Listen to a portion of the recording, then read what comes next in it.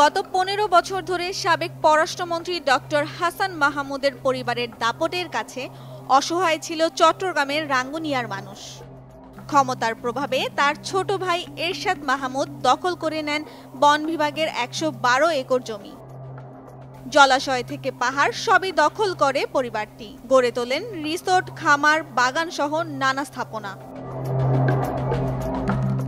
সাবেক প্রধানমন্ত্রী শেখ হাসিনা সরকারের পতনের পর সাবেক পররাষ্ট্রমন্ত্রী ডক্টর হাসান মাহমুদ ও তার পরিবার আত্মগোপনে চলে যায়।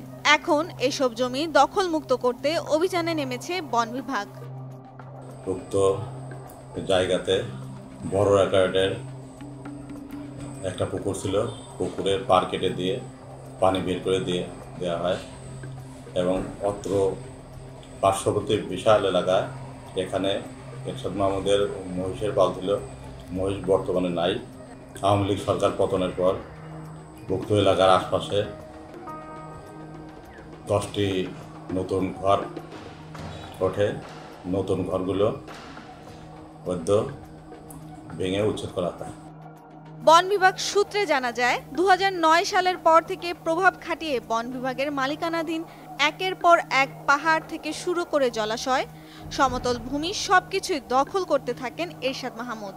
গড়ে তোলেন পর্যটন কেন্দ্র, বাংলো, বাগান, গরুর খামার সহ নানা স্থাপনা। বিভিন্ন জলাশয়গুলো দখল নিয়ে করেন মাছ চাষ। বৃহস্পতিবার ২৯ আগস্ট চট্টগ্রামের রাঙ্গুনিয়া উপজেলার পদুয়া ইউনিয়নের খুরুশিয়া বিট এলাকায় অভিযান চালিয়ে উদ্ধার করা হয় ১০০ একর বনের জায়গা। গত ২৬ আগস্ট থেকে ৩০ আগস্ট সকাল পর্যন্ত দখলে থাকা ২০০ একর বনের জায়গা উদ্ধার হয়েছে।